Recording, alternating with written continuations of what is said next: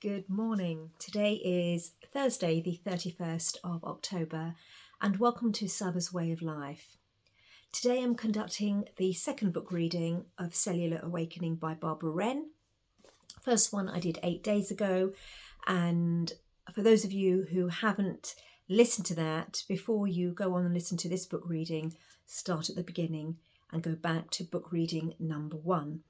In that one, I read the review at the back, and I also read the foreword by one of Barbara Wren's, I could say followers, but somebody who regarded her work very highly. Now I'm going to start actually reading the book itself. I'm also going to create a playlist once I finish this particular video, so that you can then go straight to a playlist and pick the book reading one out. So here goes. Chapter 1, Connecting with Inner Wisdom. We are living in the most exciting of times. The Earth is going through significant changes, and our galaxy is moving into a new astrological age. New discoveries are being made in science and technology almost on a daily basis. New species are being discovered in the natural world. Old knowledge that appeared lost is re-emerging, and there is a vast amount of new information at our fingertips. We are communicating with each other at a level never before achieved, and information is now more freely available to us than it has ever been before, and it seems as if there is a flood of new ideas, new scientific discoveries, and new news. Each day we know more than we did the day before. Each day our consciousness is expanded. We wake every morning with new questions in our minds, whether we're consciously aware of them or not. For some people, the questions are mundane, but more and more people are asking deeper questions about who we really are and what life is all about. Every day we receive fresh information from the media, some of which might perhaps hold the answers we are seeking. But how do we sift through all this information and decide what is relevant to us or what is not? More importantly, how do we discern what is true and what is false? So much of the information is contradictory, especially when it comes to our health. One day chocolate is good for you, the next day it's bad. One day red wine might help you live longer by guarding you against heart disease. The next day it could indeed shorten your life by making you more susceptible to liver disease. It's hard to know just what to believe. In the West, we have been subjected to a most enormous con. We have been taught that if we require wisdom and knowledge, we need to look outside ourselves. We have been taught that the vital information is held in libraries, universities, and in the minds of other people. We have never been taught that we can look within, although in recent years, many people have begun a journey back to themselves through meditation, yoga, and other Eastern practices. There has still been a tendency to seek other people to tell us how to be ourselves. However, every time we go outside ourselves to seek our wisdom, it immediately becomes someone else's wisdom and not our own. We are not able to communicate or to contribute our own uniqueness, our own wisdom to the universal picture, to the greater whole. And we need to live our uniqueness because this is what creates the order of the greater whole. As soon as we cease to look inside and instead look outside, there is mediocrity, standardization, and control across the globe. The answer to any question you might ask is to be found within you. The truth is not out there, but inside your own amazing being, for you are much more than you could possibly imagine. We are not separate, isolated individuals, but multi-dimensional, interconnected beings of light, living in an interconnected universe. What unfolds around us has a direct and tangible influence on our body, and likewise, how we live has a direct effect on the universe. We are vibrational beings living in a vibrational universe that, at its most fundamental level, is composed of a combination of energy and consciousness.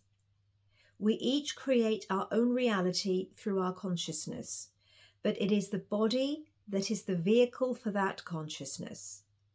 If the body is not balanced, then consciousness cannot fully be expressed. And as a result, we become more contracted, and in turn, our world becomes more contracted to us. There is nothing wrong with the universe itself. It is in perfect balance. This is not a static balance, but a state of dynamic equilibrium, because the universe is forever flowing and expanding. It is conscious and knows how to balance itself so that continued expansion is possible. It holds within its fabric the understanding of how to achieve that balance. And this understanding is called universal wisdom, and it is the wisdom of harmony. Universal wisdom permeates everything. It is within all matter, every planet, every living thing, and every subatomic particle. Likewise, there is nothing wrong with Mother Earth, for she is part of this conscious universe, and she too holds the wisdom of how to remain in balance. No matter what we as humans do to this planet, nature will always bring things back into harmony. Where we have scoured the earth or polluted it, over time nature replenishes and cleanses. This is the great power that allows for the continuation of life. Rudolf Steiner said that if we want to heal ourselves, we must first heal the earth, and indeed there is much wisdom in these words. Mother Earth is a bountiful provider, and the more care and attention we give to her, the more she gives in return. When allowed to, she provides everything we need in its most potent and vital form to facilitate our well-being and our continued expansion. It is our natural condition to be at one with the earth and universe. The sages of old understood this.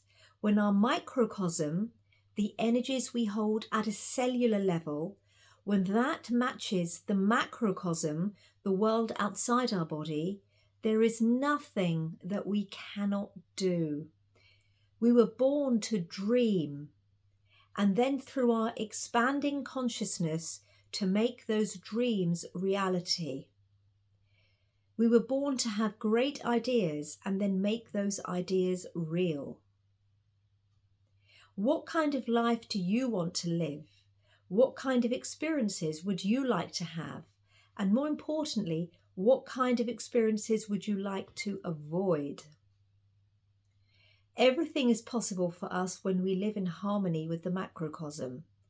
This is the true meaning of human potential.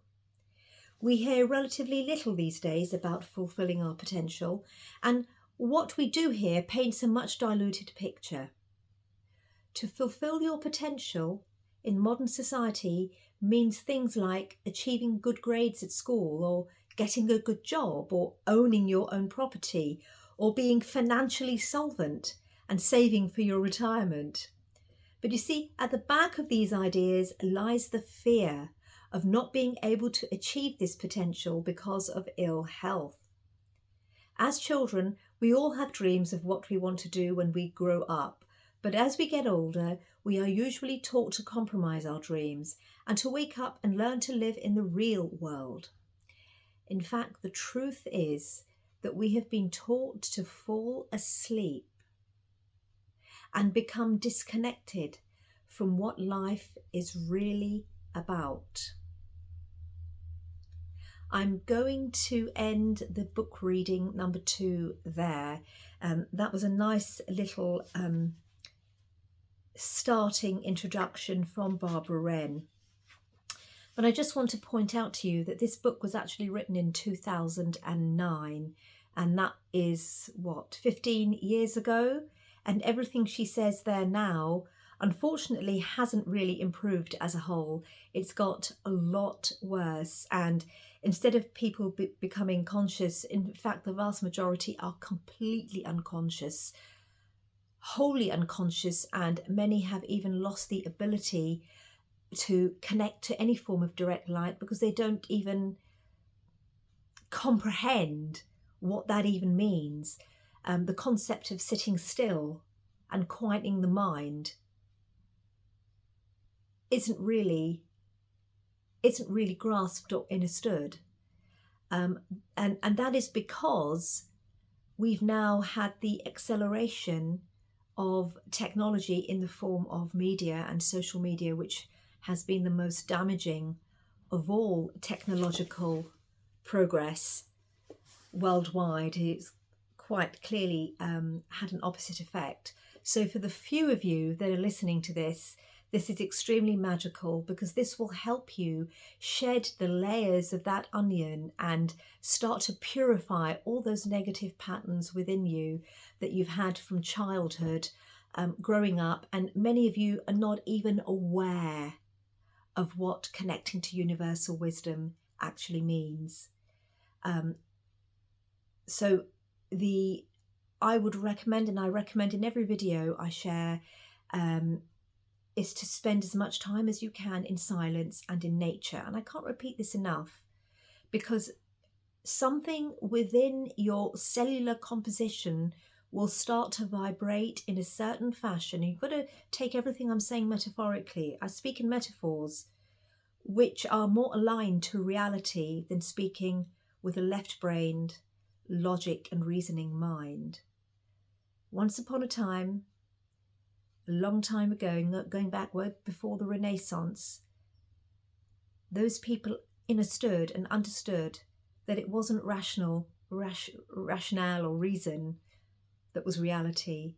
It was actually human beings being of a metaphysical nature and understanding the truth of metaphor, understanding the truth of symbolism.